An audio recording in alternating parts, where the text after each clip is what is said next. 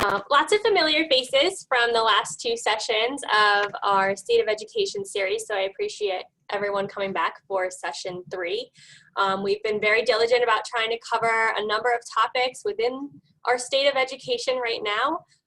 And so today's focus is going to be on the business forum and our business partners and how we can best pair up with them and provide experiences that are so meaningful and beneficial to both our students and our businesses. Today, yet again, we are joined by BCIU. So the GRCA is very happy to have partnered with BCIU on this 3-part series. Thrilled that we've been able to provide speakers on a number of different topics, including childcare and, of course, reopening plans for our school districts. So lots to cover today on the business front of things, and we're sure that you probably have a lot of questions around a lot of topics still, especially with all the reopening plans we're seeing in the news the last couple of weeks. So hang in there. We're going to give you a forum for those questions, but first I'd like to just kind of do a couple of introductions and help everyone understand the format for today's call. I have like really great bios that I don't want to jack up at all, so you're going to have to bear with me. I'm going to cheat on this sheet. So first with us, we have Katie Hetherington-Comfer. She is with GRCA, and she is the Director of Government and Community Relations. She is going to be helping me in facilitating some of the questions today and working through, you know, just providing some of the best suited answers, especially as it relates to policy and advocacy. So thank you in advance, Katie. We're also going to hear from the BCIU team. They are here in force today. So I'm going to work through some bios right now, and then we're going to focus on some housekeeping and really dig into some content. I'm going to see who's not on mute here. There we go. Okay. So first we're going to start with Stacy Dunleavy. Bear with me again, I'm reading from a paper. So she's a program administrator at Berks County Intermediate Unit, where her main responsibility is the execution of Career Ready Berks. Stacy began her career as a teacher and a reading specialist. She then moved into an administrative role in curriculum and instruction. During her time as an administrator, she became involved in career readiness initiatives at her school district, helping to develop career pathways for students in high school. Stacy joined the Career Ready Berks Steering Committee in 2017. In 2018, she had the opportunity to join BCIU as an administrator and lead the Career Ready Berks Alliance. Stacy is a member of the Berks Workforce Development Board Youth Committee and a board member of Science Research Institute at Albright College. Jillian Darlington, give everyone a wave. You're up next. Okay. Jillian has worked at the Berks County Intermediate Unit for 13 years in a variety of positions. She is currently the Career Readiness and STEM Specialist in the Office of Professional Development and Curriculum, where she works directly with Berks County business partners, onboarding them to the Career Ready Berks platform, while also assisting educators in the Berks County school districts to ensure they are able to make connections with their local business partners. She also coordinates the STEM student competitions for Berks County schools. Jillian also enrolls and monitors students and assists parents and educators in the Berks online learning program. All right, and then we also have Connie on the call. Give a wave, Connie. I feel like if it were a show, I would be like, come on down. I'm gonna pull up her bio, bear with me. Okay. Connie is an educational consultant specializing in workforce and career development and instituting systematic approaches to design and implement regional career pathway programs. She is recognized locally, regionally, and throughout PA for her leadership in convening business, community, workforce development, educational, and post-secondary stakeholders to create processes and resources to ensure K-12 students are prepared for post-graduation success. In the past, she served as the Assistant Director of Professional Development and Curriculum at Berks County Intermediate Unit, where she supported 18 school districts in the design of career pathways models and assisted the PA Department of Education and Career Readiness initiatives. Currently, Connie serves on the Berks County Workforce Development Board Youth Committee and is the business liaison for Career Ready Berks, where she supports businesses in their efforts to provide meaningful workplace experiences for students. So, as you can see, we have a dream team on the call today to answer so many of your questions surrounding the platform and just to talk through these really important business and educator partnerships and how it's just so important to kind of bridge the communication in talking through the options that businesses have to engage with students, not just in high school, you know, but across the entire scope of learning, and from young, you know, K through elementary experiences, which are going to look a lot different, to a middle school or a high school experience, which now will also look a lot different in today's, current climate. So we're going to work through a brief presentation from them. I cannot talk. But first I want to go through some housekeeping for everyone here on this call, because we understand again that you are going to have questions, and as we work through this material and through this content today, things are going to come up, and we understand that. So we're going to first go through the brief presentation from BCIU. As you're thinking through questions, please place them in the chat. That way we can monitor those questions, and then as we are able to during the Q&A portion, go through them as they come in, and we'll go in order as they're received, to be fair. So please, again, place your questions in there. Unless you've already submitted questions to us, which some of you have, we will be covering those questions first and foremost, then we will dig into the chat questions. So again, as things come up, please feel free to throw them in the chat. If we need to call upon you to further dig into your question, if we need clarification, we'll do so, and then at that point you can take yourself off mute. So we are going to, at this point, dig in on the BCIU presentation portion of this delightful call today. So I'm gonna kick it over to Stacy to switch to some slides now. Stacy, you're on mute.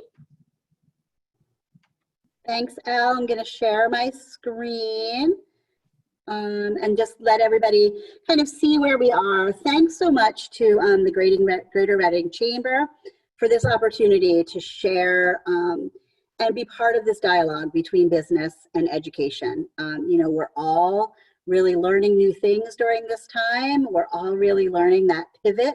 So it's really great to get to combine our efforts and really get to dialogue on what's happening in schools and with business.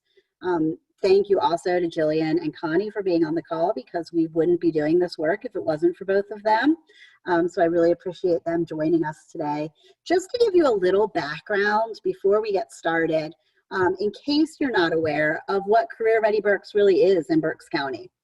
Career Ready Berks comes out of the Berks County Intermediate Unit, but it's really an alliance of the 18 school districts, the 2 career and technical centers, Reading Area Community College, as well as the 4 other colleges and universities in our county, along with business organizations such as Greater Reading Chamber, and Ellen sits on our steering committee, the Berks Workforce Development Board, Berks Business Ed Coalition, and many businesses and industries in the county. And really, we have come together with a mission to bring career readiness, information and access to the students in Berks County. And we know that we have these 70,000 students in Berks County, and we want to bring equitable access to career readiness information to all of those students. And in order to do that, we all need to work together. We want our students to leave high school in Berks County with a purpose and a plan. And for that, they need information and they need experiences. So Career Ready Berks really creates that connection between the schools and the businesses. We know that our educators have access to the students all day. And the educators need from the businesses what they're looking for to prepare students for careers in our county and to be employed in our county. We know the businesses have needs, and the businesses need to build their companies, and that's going to help build our economy. So the businesses need access to those students. So that's what we're really here to do, is to bridge that gap and to bring everybody together. Career Ready Berks is really the bridge to bring those meaningful connections. And part of our mission is to strengthen and expand the collaboration around those stakeholders. We have a countywide framework for our schools to use. We're really working on aligning resources, expanding communication, and that's why we're here. And ultimately, to strengthen our regional economy. We want our students to stay in Berks County. We want our talent to stay here, and they really need to know what's available to them in the county. Some of our driving factors that brought this alliance together are the workforce demands. We know that you need employees, especially in manufacturing, healthcare. We know there are high priority occupations. We need our students to know about those occupations and what they offer. And that's where we need your help. We want to grow our local economy. We also in Pennsylvania have standards for career education and work that the Department of Education has put out that teachers need to cover. The Every Student Succeeds Act, and that's a federal act, has career readiness as part of it. And then Pennsylvania has taken that even further with our Future Ready PA Index, where they're really telling schools, we value this career readiness education, we want you participating in this, and we need to give our students this information. We here in Berks County say career development in our K-12 schools are going to lead to workforce development for you and economic development for our whole county. But what we have all had to do in the time of this pandemic is pivot a lot. And for those of you on the call who are familiar with Career Ready Berks, you know that we have this Career Ready Berks business engagement platform. This is our platform that gives that equity of access and information to our students, where businesses come onto the platform and they say, we're ready to offer these experiences to students. It may be career day speaking, it may be visits to the workplace, it may be internships for students to participate in, or job shout out opportunities. Well, we know that school is going to look a lot different when we go back in the fall. We know your business looks a lot different than it did in February. So we have to keep these connections going, and we know that we're going to have to do that virtually. So that's really where we are today, talking to you about how do we build these connections, keep them growing and going, but how do we do it virtually?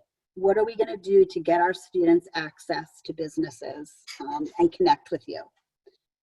So really what we're looking at are, for elementary students, businesses being willing to do virtual talks with the kids about your career. You know, go into the classroom via Zoom and talk to the students, whether they're in the buildings or they're in their homes, about what you do at your job. Give them virtual tours of your facilities and let them see what's happening out there, because elementary is about exposure and finding out about careers. For our middle school students, we're looking for speakers again to speak in classrooms about how what they're learning in school connects to the real world.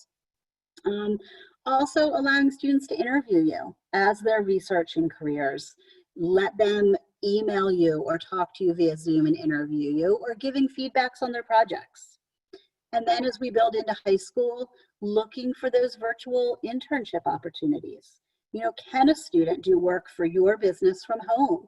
Can they work on your social media? Can they help you with advertising? What can they do for you virtually?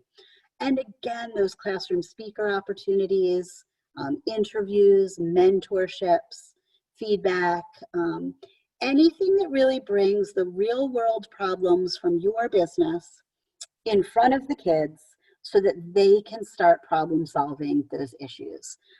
As we talk in our schools about project-based learning and students solving real world problems, we want them to be solving the problems in Berks County.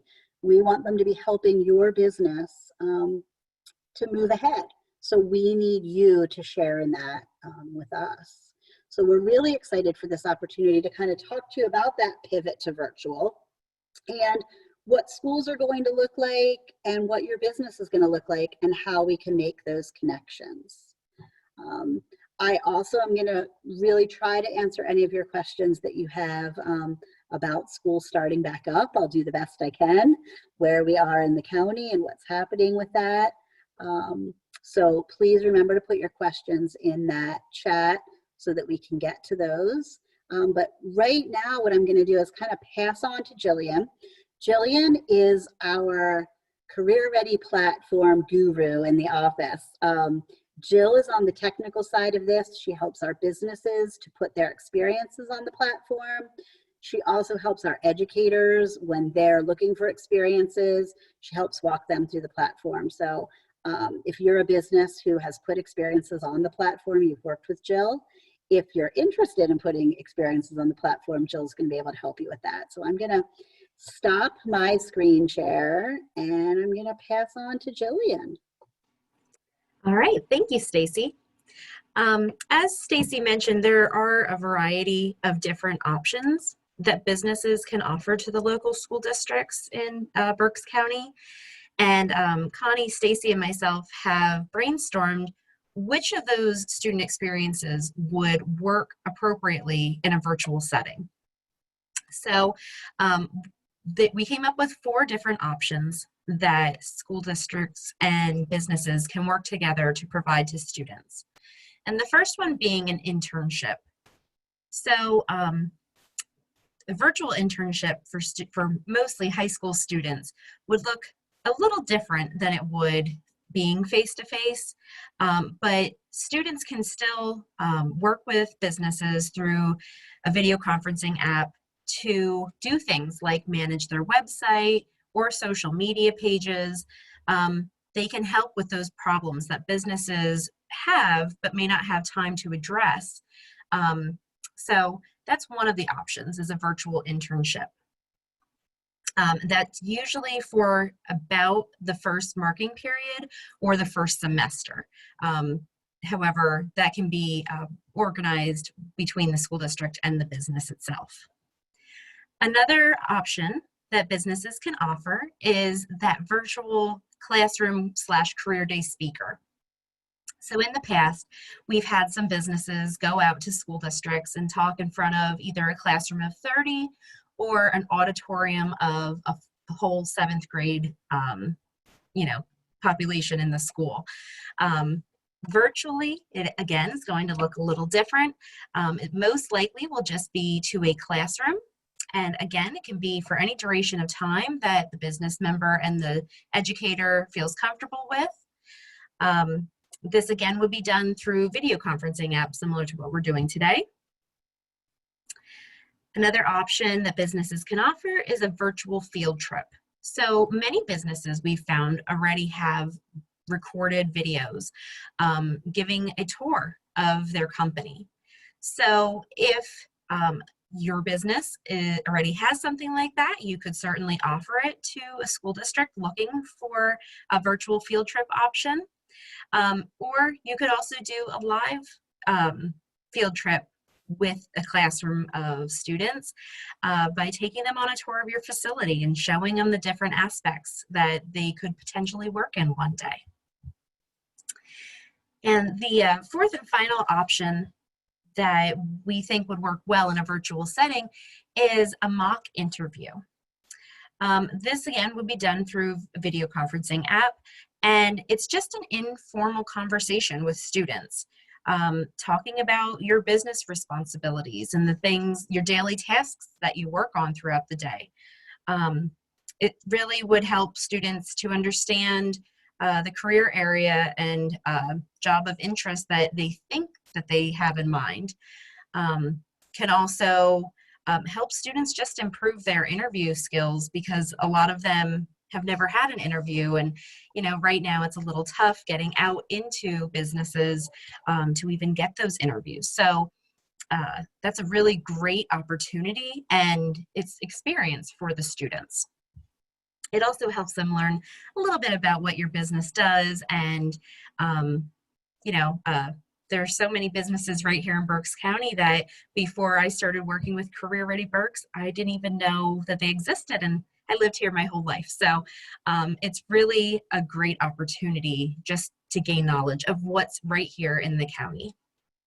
So with that, we will be sending a Google form, a questionnaire, to everyone who is already a business partner on the platform, and also who's going to be on our call today, just to see if you have any interest in providing any of these experiences for the students in Berks County. So with that, yep. Thanks, Jill. On to Connie, sure. I think some important things that Jill really talked about are all of these virtual experiences. Here we are virtually, whereas we would have loved to have been in person for all of these meetings, and that's how we usually, handled them. And we've all had to pivot to this virtual world, and we don't know what it's going to look like when we come out of this. I think we're finding that some of this virtual work is more efficient for us. So getting our students to be comfortable in this world is going to be really important. So doing those interviews with them, doing that communication with them virtually is really going to help them as we're preparing them for careers that may not even exist today. So we have to be moving forward with them and getting them involved. So we're going to pass you along to Connie because Connie is a really important part of our business. I have to say that before I took this role on at Berks County Intermediate Unit, this was Connie's role. So she kind of passed the torch on to me, but stayed around to help us out as this business liaison. And Connie is the one who reaches out to all of our businesses via email. So you may have an inbox with lots of Connie Skipper emails in it. But we're going to pass on to Connie to talk about just what to expect from follow-up for us and how you get involved in what's going on with Career Ready Berks. So take it away, Connie. Hey, thank you, Stacy, and hello, everyone. It is just so great to be with you today and to continue to be involved with this important work. It really has been a passion for me over my career, and to see it grow and this team continue to really garner the local business support is wonderful, especially in these somewhat challenging times. But you know how it is. When you have challenge, there is opportunity, and you certainly need to look for that and take full advantage of it. So as Stacy said, I am going to be reaching out to all of you who are not currently on the Career Ready Berks platform, or you may be on it and are not at this point providing experiences. My email to you is going to be asking you one simple question. Could we meet for about 10 minutes and further discuss your organization's role in Career Ready Berks in providing those experiences that we know are so important? Of course, really focusing on those virtual experiences at this time.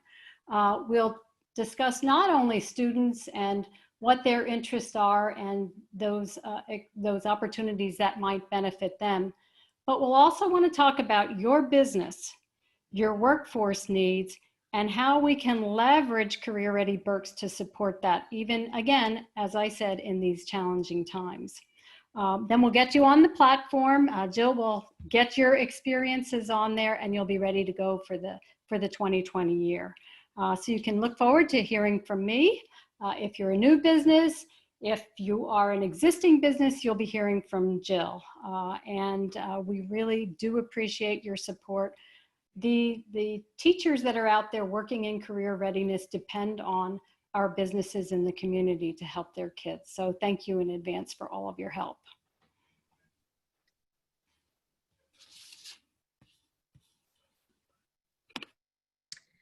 At this time, I guess at this point, IU folks, we've gone from sort of the presentation of what Career Ready Berks is, helping those here that are not already engaged to understand what it is and how to leverage it, especially with those virtual options. But now we're going to kind of transition into talking through some questions we've received, which may pertain to Career Ready Berks and may not, because again, this is meant to just be a forum for business, which will include a kind of a scope of questions, I imagine, as we work through. So this is the time for everyone on the call to put your comments, questions into the chat. We do have some questions that were submitted in advance of this call, so we're going to work through those first, then we'll hop over to the chat. If we're ready, I'm going to dig in with some questions that were previously submitted from Berks Nature. So Kim, I do believe you're on this call, so if at any time we need to clarify anything, I will ask you to unmute and clarify with us. I see you now. Hi. But first question was, and we did touch on this briefly, but if schools go back in the fall, will classes be permitted to take off-site field trips at all? Which, based on the presentation, I'm not sure, but I will let the IU folks give their best interpretation. All right. I'm sure everybody knows that all of the schools are in different stages of their health and safety plans. If you follow the news, you see different school boards are approving health and safety plans at different meetings throughout July and August. And I'm going to also put out there, those are preliminary plans, so they could change as things in the county change.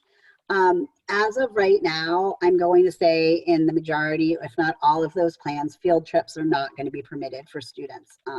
They're not going to be allowing students to leave campus. The other thing is not allowing outside visitors into the schools. So they're really going to be limiting who's going to come in. That's really where these virtual opportunities are going to open up, because schools still want those enriching experiences for their students. So they're really going to be looking for those virtual speakers, those virtual field trips, those types of opportunities for their students to participate in, and not just around careers, but around science. And Kim, we talked about your question actually at the curriculum coordinators meeting this morning. And at the IU, we're now, I'm gonna start putting together actually a document with links that aren't just for careers, but that are going to be for science opportunities and art opportunities and music opportunities that organizations in our area will offer virtually for schools. So once we get that put together and we gather information from organizations like Kim's and Berks Nature, we're going to be able to put those out to our schools, put it on our website, so that they kind of have a one-stop shop to get to. Because I understand it's hard for organizations out there to know who to contact in the school, who do they call to offer their offerings, how do they get that person. So it's great to use the service of the IU that we can get it out to the people that it needs to. So we'll be in touch, Kim, for all that information. Yeah, thanks. And I don't know if people who are on the call are aware that we have been leading a collaboration of about 30, probably 36 nonprofit organizations this summer called Berks Summer Camps Unite. All of those organizations, Berks Nature, Olivet, The Wise, United Way, Goggle Works, I mean, you know, the ones that everyone's familiar with, have been generating virtual content in both English and Spanish, available and hung on BCTV's website. So there's a lot of content that's been generated by local nonprofits that's available already. And there is interest by those collaborative partners to continue to do that into the school year, although the likelihood of that being able to be done for free is probably limited. Thanks. Thanks for sharing. And, you know, we'll be in touch with you about how to just get that out to the right people. Communication is always our biggest issue. How do we get the information and all the good work that everybody's doing into the right hands? So that's where we're really going to try to get what you're doing into the right hands in the school districts. So Kim, I have all three of your questions here, but it looks like maybe we worked through most of it. But for the sake of everyone on the call, she was also curious about whether outside organizations will be permitted to come in, but we covered that. That'll also be virtual, and I imagine that's going to be through number 2 and 3 of the virtual options we talked about, which were classroom speakers done virtually, and or the virtual field trip or live virtual field trip that Jillian talked about. Anything else you wanted to comment on with that question, IU team? Okay. Okay, and then we did talk about some of this content, which again, you're doing a fabulous job. I've seen some of the content being put out, both from Berks Nature and other nonprofits and organizations, and that does seem like a real value add to schools, especially as they look to alter curriculum or certainly there's plenty to fill. Plenty to do, but to enhance some of the content. So sounds like that might be a nice broader conversation that you guys can have. Yeah, and as we move to the school year, we're looking to develop more standards aligned content, whereas this summer was obviously more summer camp focused. Yeah. So I would offer, if anybody else on this call is interested maybe in providing content like that for the districts and might want to get on board with that if you're not already, possibly ping Kim. And then maybe she can talk you through what she's already been doing and how that's worked, or maybe keep you in the conversation as she continues to have conversations with the IU about what that looks like. Kim, I just signed you up for that, but it seems like you would be a good person to start with, so sorry in advance. We had a couple other prepared questions from CH Briggs, and I see that representatives from CH Briggs may have hopped off the call, but I'm going to still pose the questions.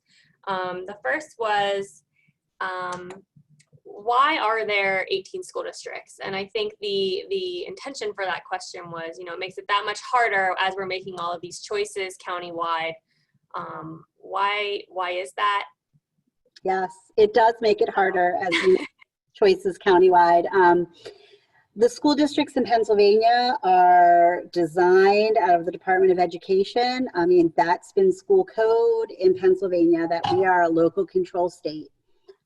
Every school district has its own school board, and that school board is given local control with guidance and mandates from the state, but have control locally, essentially, for what happens in that district. So what the Berks County Intermediate Unit has really been working to do throughout, always, and especially throughout this pandemic, is working in collaboration with the districts and really bringing them together. We are really fortunate in our county that our superintendents work very closely together. They've been meeting weekly throughout this pandemic. Generally, they meet monthly. And they've really been coordinating their plans, collaborating and sharing their ideas, but ultimately they are held accountable to their constituents. So their school board is who is going to make the final decisions on their plans, and they're answering to the people in their area. And we have very different demographics throughout our county, so there are different needs in different areas, but know that the districts are sharing their plans with each other, and they're really trying to collaborate to do what's best for their students and their families. Thank you. Katie, I sense this question is coming your way. Why don't we have a county health department that could help school districts and boards make data-informed decisions? What will it take to get this done, as many other counties have done successfully? Thanks, Elle. Well, I will not speak on behalf of our commissioners because that is their bailiwick, but I know they've been asked this question, and the concern has been, why don't we have a county health department? Some of it is the upfront cost to rally and produce a health department. It can be cost prohibitive, but I know there have been conversations with other counties about, is there a possibility to share services? I don't know where some of that is, but it really is in terms of what you would have to have and do to get that set up, it's a lot. And you would have to have the right kind of experts to be involved in it and running it to be able to manage the requirements. It also becomes another county managed thing that the county takes on. And if you don't have the right people in place to do that, then it's not effective and it could be detrimental. So it's really kind of a question for the commissioners, but I know they've spoken on it, on the cost it takes to put that in there. I will also comment on the 18 school district question. One of the things that has been talked about in the business community is the concern about limited liability. We have been having the conversation about, if you are a good faith actor, you have done everything in your capability to follow the guidelines, attempt to implement the protocols, follow all of the different guidances that come out every other day, there should be a consideration for you as a business making that attempt, being a good faith actor. The school districts are also asking for that same consideration. The governor's office, Governor Wolf, did offer that liability protection to those folks in the healthcare profession. He did not extend it to hospitals, so that is a very interesting distinction.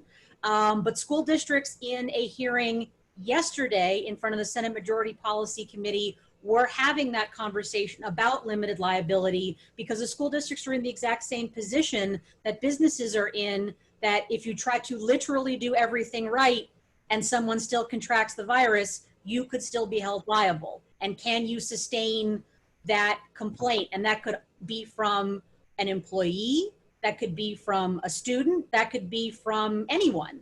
And how do you handle that financial burden when you tried and there's still human error issues that go along with it? So I do know, from the sake of the school districts, you know, I'll advocate on their behalf a little bit, that they are trying to also weigh this very delicate balance that our business community is struggling with on how do you operate with just so many unknowns. Thank you for bringing up that really important and timely additional issue.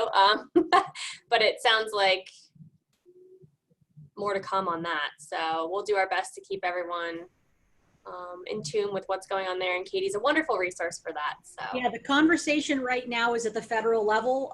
The Senate bill has been proposed. Its acronym is HEALS. If you're a dork like me, all these acronyms are quite fun. But they have put forward limited liability protection for school districts and for businesses as part of the Senate majority proposal. I know Senator McConnell has said that is his bright line in the sand. So we'll see how some of those discussions go as they push this forward. But it's a lot of it is right now a key issue. The other real true issue on this is if it's done at the federal level, it will help us not have a patchwork of regulation per state. So if it's done at the federal level, it does get us out of this snowball issue of which state is doing what. And so that would be a huge help to have that settled at that level.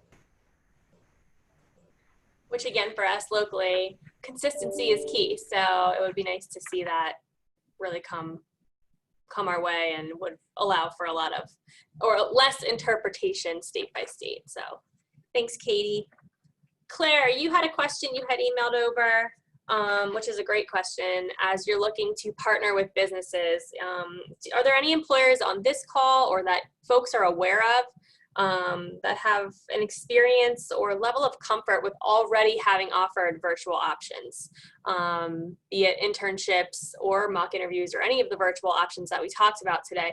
Is there anyone that wants to either comment, you've already done it, you're currently doing it, you're trying it out, or you know of someone that potentially is, or Career Ready Berks team, if you've heard of someone that's killing it on this front already, maybe some best practice or examples of how it's going well.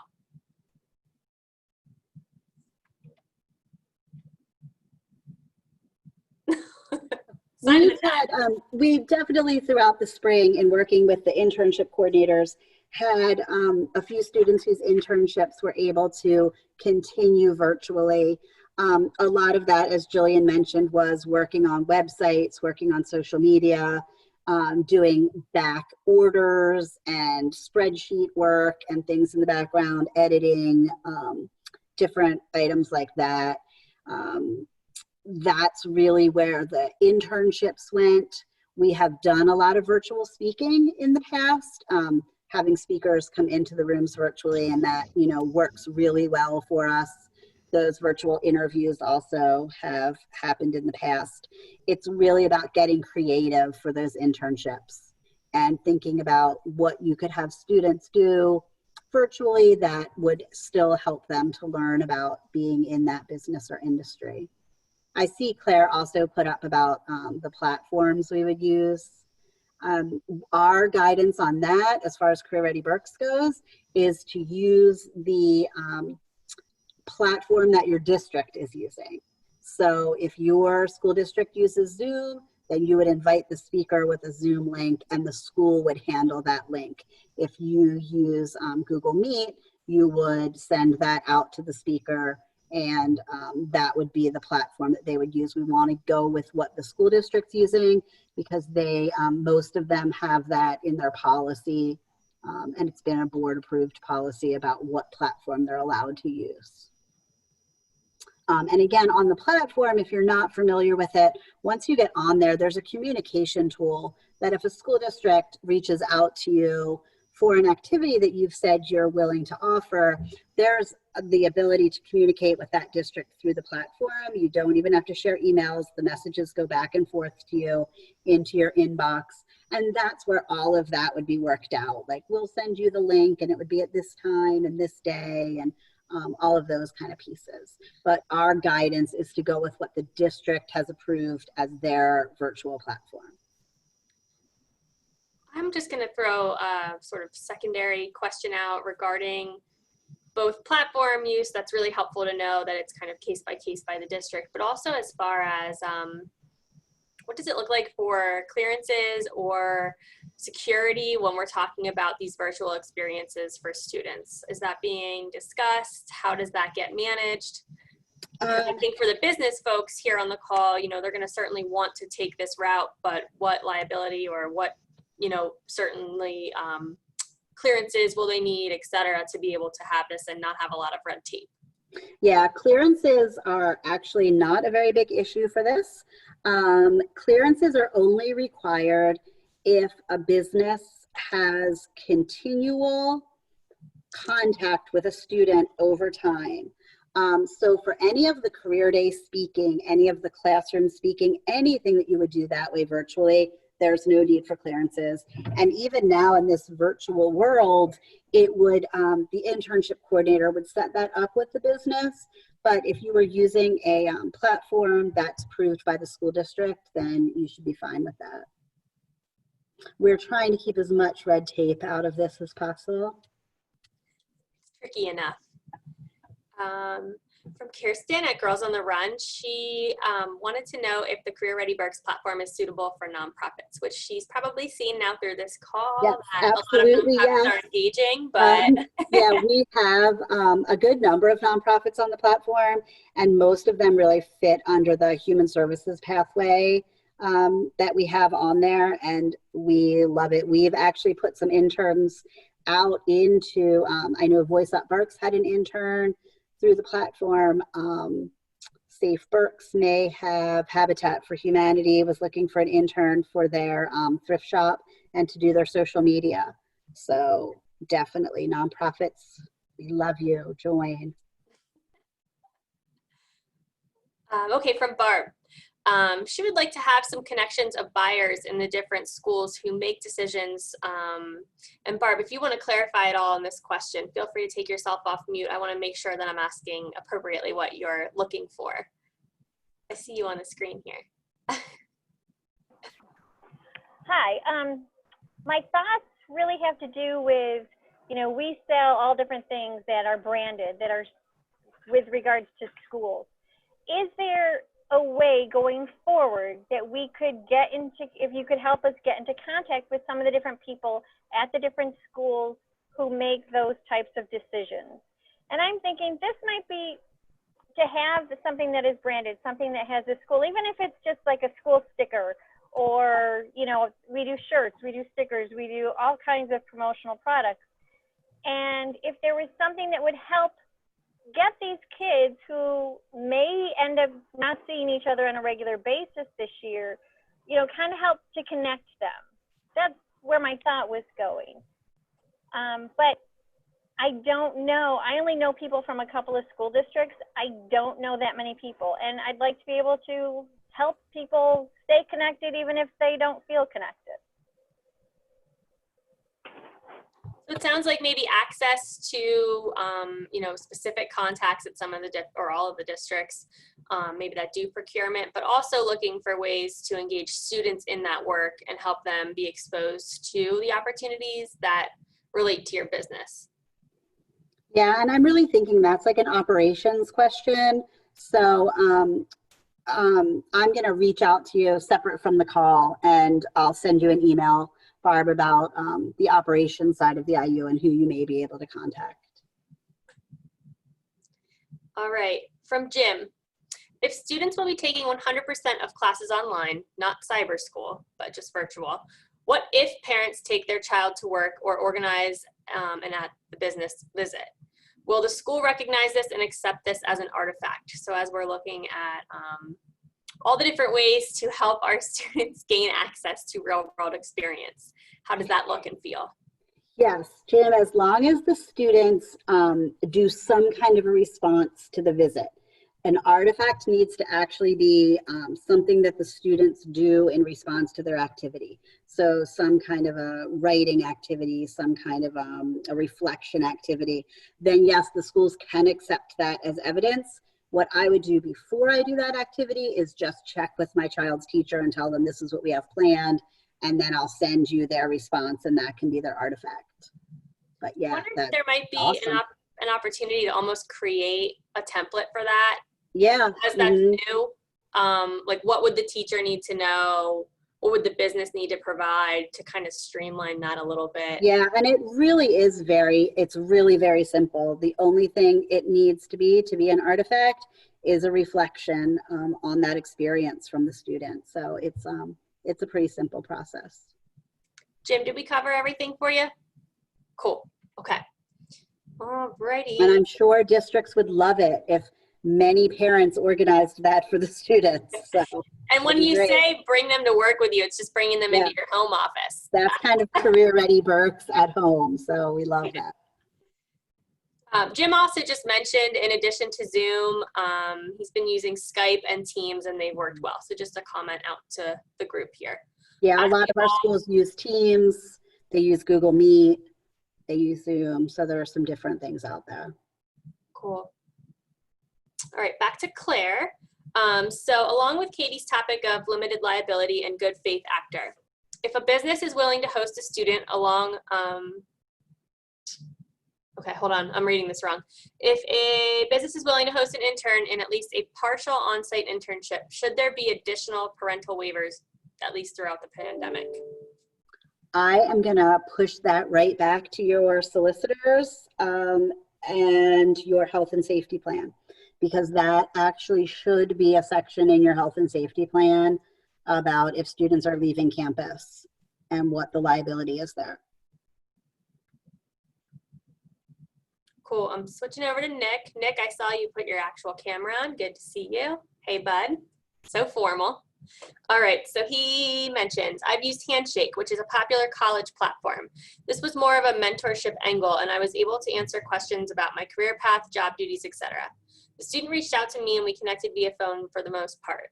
Is this something that is available or acceptable as well? Yes, absolutely. And that's kind of that third option I think Jillian talked about in her options. But yes, that mentorship is really valuable for our students and is an awesome service to offer. Yeah, so that can be available on the platform. So our next series will be on all of the different platforms we all need to learn. Yeah. And we'll be presenting ones before we finish the talk, so. Okay, all right. Kim's just saying goodbye. Elle, I have a question. Okay, go for it. So I guess one of the other key parts of Career Ready Berks is hands-on experience. We talked about some of the virtual stuff. Those parts that truly are hands-on, building, construction, learning a piece of equipment, what constitutes an apprenticeship, how is that being handled? That is being handled very case-by-case basis right now. Apprenticeships are really being handled in the moment as we speak. I was on a call the other day about what they're going to do about requirements in apprenticeships. As long as it's an essential business, then that apprenticeships can still go. As long as it's a business that's open, that apprenticeship can still be happening. Our career and technical centers are another area, and I know Nan was on the call from BCTC, Nan Parks. I'm not sure if she's still on there, but they're really working right along with the schools on developing plans for those students who are in those shops and have to show those competencies. How are they going to get that to happen? And is it going to be specialized appointments and students going in at certain times just to be able to show those hands-on competencies? You know, it's really amazing. We are in an uncharted territory in a lot of these things, but people are working just around the clock and being really creative, and it's really opening things up to, I think in the future, when we are able to kind of come back together, we're going to have more options for students and different ways of learning, which is really great. You know, that's a benefit that we're getting out of this, is really opening up new ways of communication and new ways of showing your learning.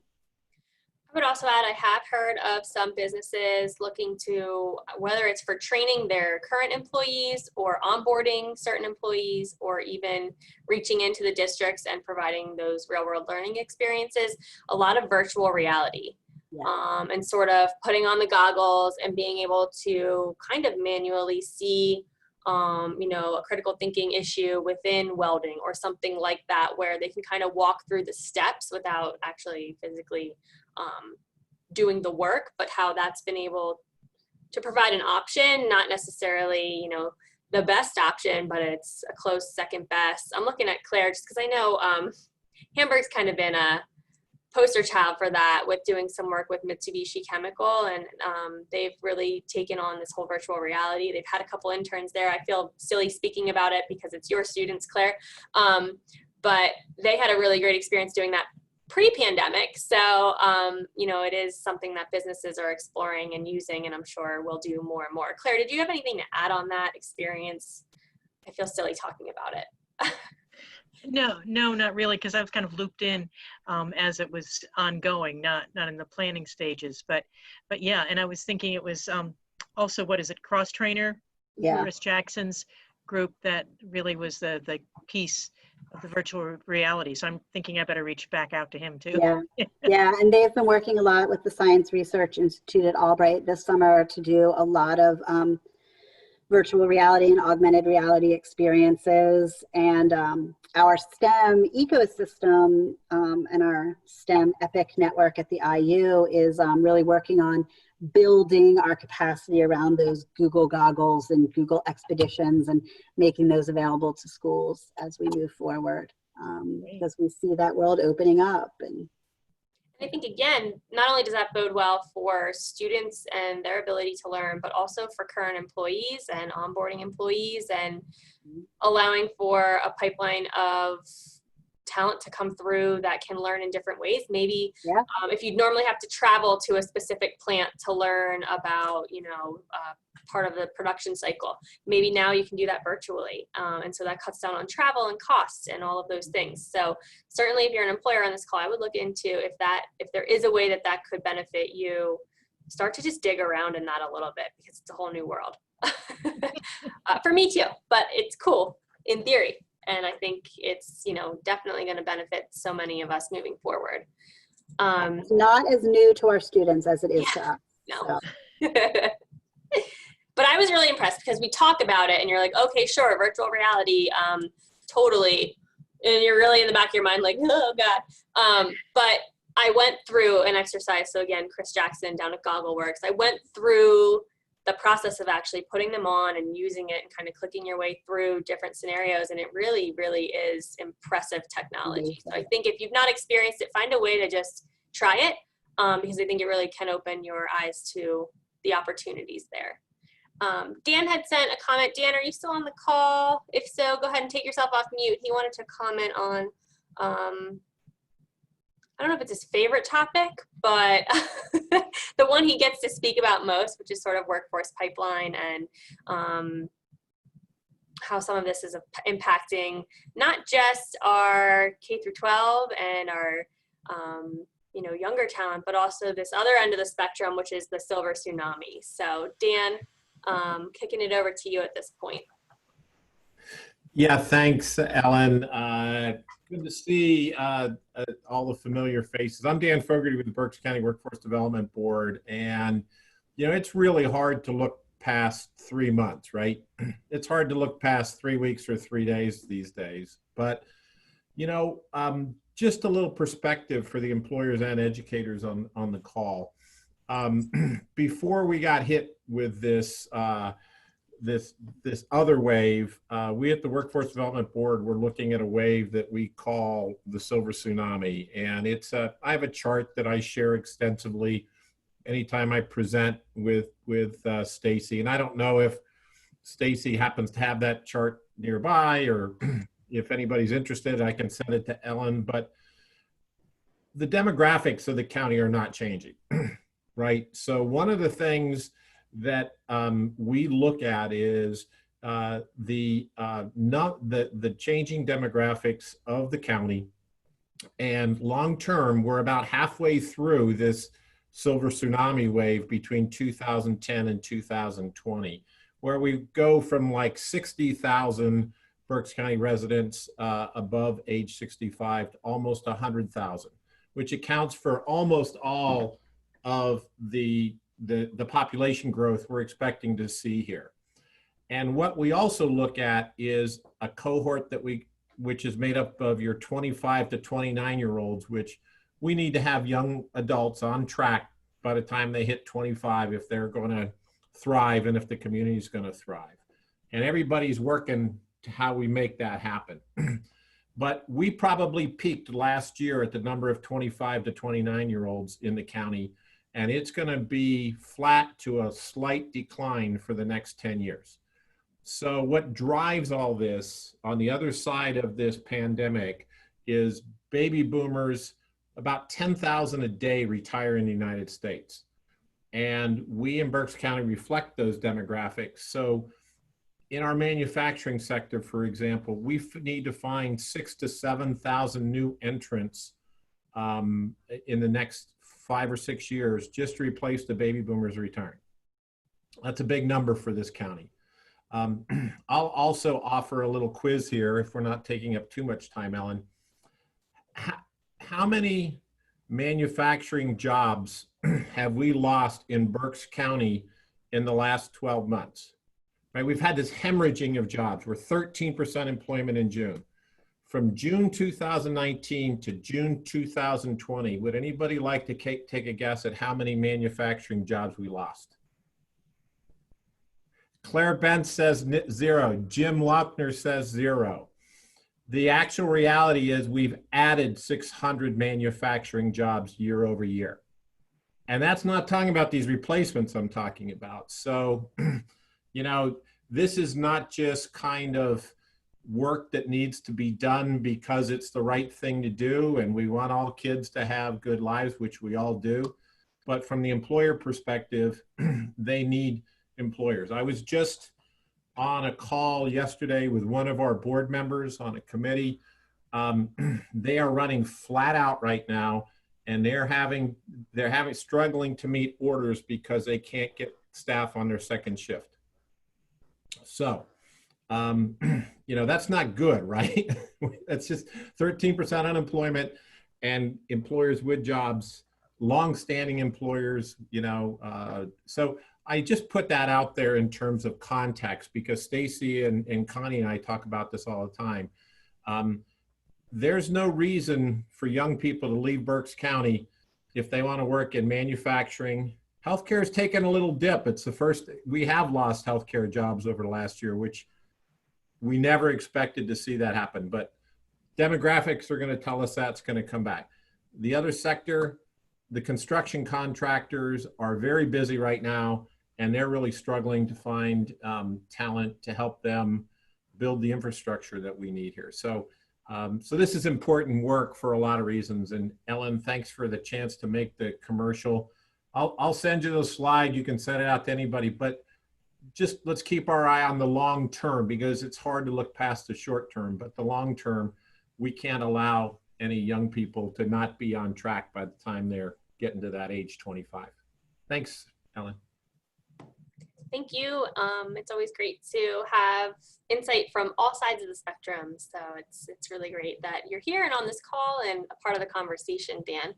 I actually am, we have no more questions in the chat, which is shocking to me. So if anybody wants to or has any comments that they did not throw in the chat, feel free to do so at this time. You know, I think what we wanted to provide was obviously a forum to talk about Career Ready Berks, but also to talk about anything else that's on your mind. I mean, you're trying to run your business, you're trying to support your employees who, for those that have school-age children, it's become increasingly harder just to show up for work, let alone, you know, manage all of the changes that are right on the horizon with school districts in their planning. We also recognize that it's important now more than ever to retain your talent. And so how are we doing that, and how are we still creating cultures and environments that are supportive and, I dare say, you know, creative to keep employees while you're also just trying to run your business. So we understand there's a ton of topics within this, so don't be afraid to ask. I see a question from Jim. How many are hiring full-time employees? So for those on this call, if anybody is, feel free to shout out what your experience is. I see Nick, even with Gage, if you want to comment on what you're seeing right now. I'm putting you on the spot, but I know you'll comment. There are a lot. Yeah. So if anybody's looking for work, easily send them my way, and they could probably get to work tomorrow. So there are tons of opportunities. Pay rates are at an unbelievably rate going up everywhere. So the employers are going to be faced with some tough decisions on whether they want to pay to play just to get employees. I know we've seen a little bit of that in the last 2 years, but the last literally 2 months has eclipsed what we've seen in the last 2 years immensely. So that's a good thing for employees that want to get back to work or want to change careers. So but yeah, I mean, it almost doesn't matter what spectrum of the county we're looking at as far as industry. We still do 75 to 85% light industrial, but you know, you're talking packers, assemblers, general labor, all of those are going up. So accordingly, the others are as well. Even, you know, the clerical stuff too. So I would say the office professionals are a little bit slower right now to come back than the manufacturing. But I think everybody kind of sees that anyway. But it's a fun time right now for us. Jim, any other follow-up questions for Nick or the group? No? Okay. Elle, I did want to ask a question, and Stacy and everybody, you might not be the right ones to answer this question. Right now, we have school districts are coming out with the plans on so many days virtual, so many days in person. We all went to a virtual system in the spring, and that I kind of thought that was a triage. Now it looks like it's going to be more consistent. What are all of the school districts doing to meet that technology divide for a lot of the students? And is there some way that businesses could possibly be helpful in helping to donate equipment or making those connections for their employees that are struggling to find those resources? What can we get to people so that they can, so that every kid has the ability to do this and nobody gets left behind?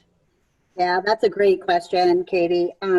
Our districts have really been working hard over the summer to make their students one-to-one with a device. So really doing emergency budget revisions, doing a lot of grant writing, and a lot of ordering to get those devices into student hands. From a business side of things, you know, if you are a business who has these extra devices sitting around, I think that would be a great way to reach out to your employees to say, like, do your students need these, and setting up some kind of a system. I know in Reading School District, they're doing a one-to-family device rollout so that each family is getting a device, but that's not always sufficient. You know, if you have 2, 3, 4 students trying to share that device, it can be difficult. The other real difficulty for students in this virtual world is connectivity. We definitely have pockets in the county as well as in the city of Reading that we don't have connectivity, and really looking to boost our connectivity. Our rural areas have a lot of pockets that don't have the capability to connect to the internet. So districts are really working on trying to bridge that divide. Awesome. Cool. From Audrey, are there considerations being made for companies that have employees across multiple school districts with all different return to school plans? So how are we accommodating, you know, the parent from Twin Valley that has a completely different experience from the parent in Exeter? Audrey, I would love to say that that's happening, but I'm going to really have to say I don't think it is. I think right now the districts with their back to school plans are looking at safety, you know, primarily. Can they distance 6 feet? And if they can't with all of their students there, then what composition of students allows them to distance 6 feet? And then looking at that hybrid plan, what's going to be best for their families in the district. I know a lot of schools are looking at doing a hybrid plan by alphabet so that siblings are on the same schedule, and that you don't have, you know, your high schooler going on Monday, Wednesday, and your elementary school student going on Tuesday, Thursday. So they are trying to do that as far as families go, but I'm going to have to say that I don't know that any consideration is being put into where the parents are working right now. We got some great insight on our childcare call last week about just advice on share your school's plans with your employers. Don't assume that your employer knows what is going on in each district. It's impossible for them to keep up with that. And the more that you're sharing with your employer, then they can help you adjust your schedule or your work environment, or be flexible and understanding that, you know, you may have to adjust your schedule and that this is ongoing and out of your control. Whereas I think some people are just like, this is so much and how can we possibly, you know, adjust? And then they're expecting their employer to just kind of know. And with everything changing so frequently, that's just not reasonable. So I think it's having that open communication. Employers are just going to have to roll with it right now the best that they can, understanding that that's difficult, and understanding with different shifts in many of our companies that becomes even harder. But I think the overall message was over communicate right now with your employer and talk to them about whatever your challenge is. Yeah, and really try and stay in touch with your school districts. Check the website regularly. Tell your employees to check the website regularly. You know, they are trying to do a lot of mass emailing and social media, but the best way to get the information is to go right to their website, go right to their health and safety plan. It's on there. Because that's how you're going to get the most up-to-date information. So, you know, encourage your employees to really be looking at their school district website to find out what's happening and to let you know, so that, like Elle said, that communication can be open. Our schools are trying to over communicate, but, you know, I said at the beginning of the call, communication is our biggest issue. It's our biggest hurdle to get over. So really check out those websites. Katie, did you have a comment too on that? Yeah, and just that's the you know, sort of the inverse is to our employers that are on the call. Honest to goodness, hound your folks, ask them, what's the plan? What do you need? How can we help?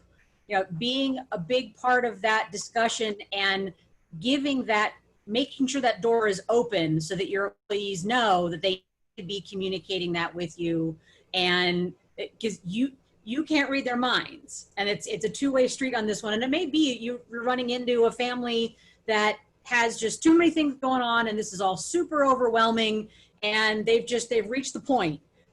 You as the employer, if you want to retain top talent and make these, you know, and help these folks continue to be part of your organization.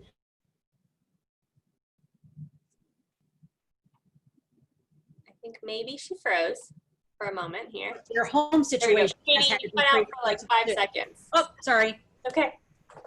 But you know, the family situation for a lot of your employees has been very flexible and changing, and it's over, and so best that you can try to make sure that the top talent stays in your organization is you show that effort you're interested in, you're concerned, trying to make this work. That's the biggest part of this whole discussion.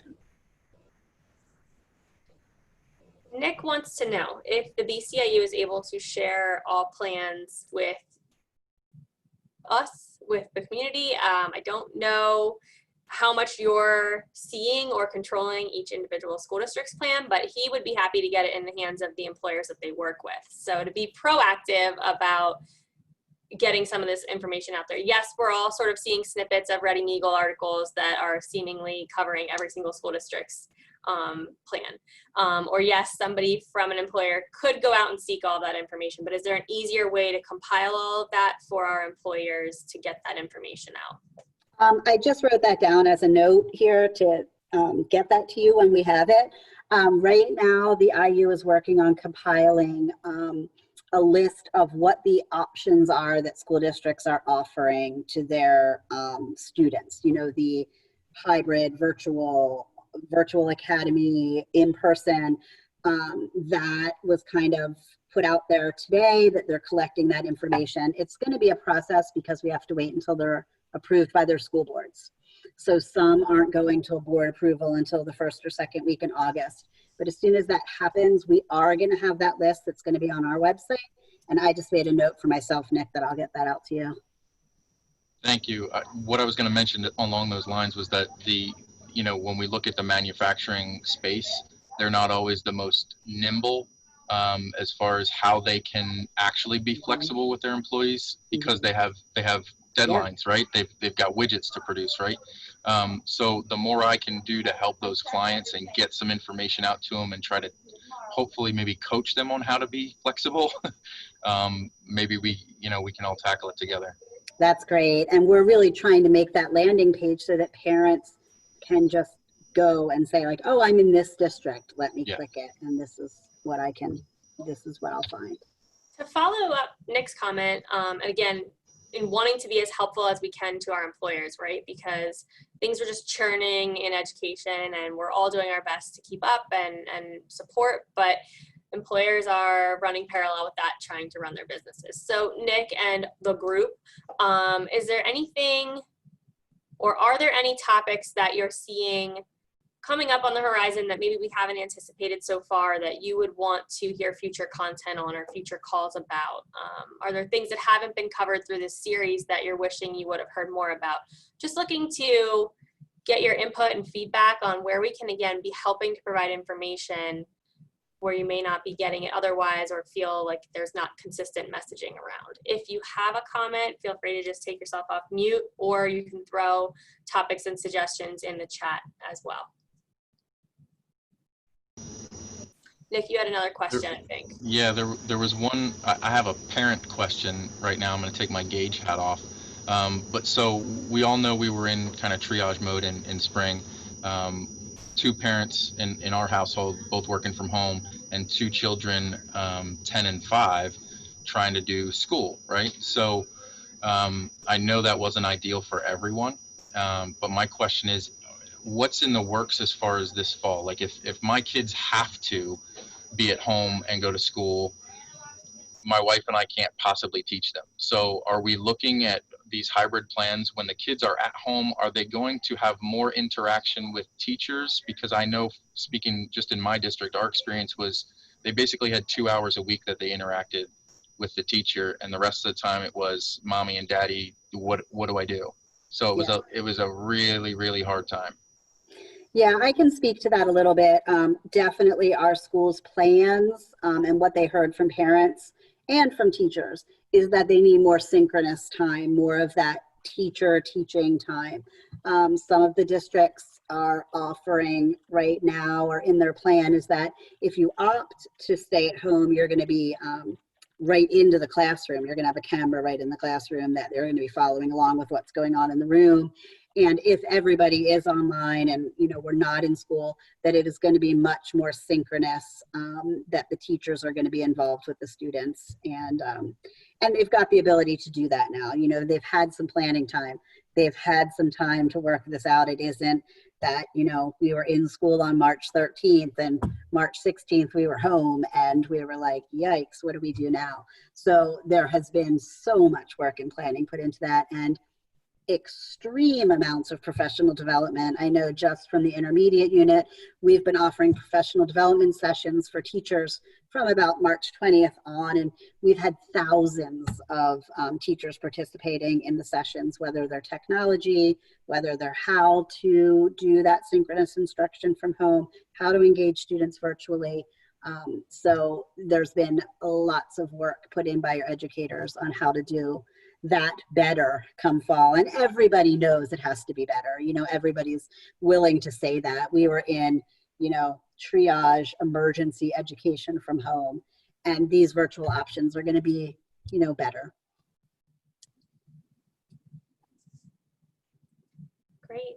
Any other questions? We're at about 2:20. This call goes until 2:30, so we're doing great on time. But if there are any final questions from the group, we'll certainly take those now. If not, we'll kind of close out with some final comments here. I'll do the Zoom pause, which I've been taught. You have to give it about 30 seconds for questions to gel. You are welcome, Sherry. Again, if as we're closing out here on the call, you have content or topic suggestions on things that you'd like to hear in the future, please do let us know. We are always looking at ways to get information out to you guys. Even when we don't have the answers, we'll pull in speakers or experts that do. I'll keep an eye on the chat. BCIU team, any closing comments, remarks? Just thank you for joining today. Please feel free to reach out to any of the three of us. This, you can see, is our passion. This is what we do. We want to support the businesses and the students, and expect to see an email from Connie about how you can be involved. Katie, any final thoughts, comments? No, I just want to say thank you to everybody that participated. Thanks to our folks from the IU that have been so willing to give us so much of your time. I know you guys are crazy busy, and this is a wild and crazy time, but we really do appreciate you taking the time to talk with us, explain things. I know I've learned a couple new terms that'll be part of my vocabulary, so that is very helpful.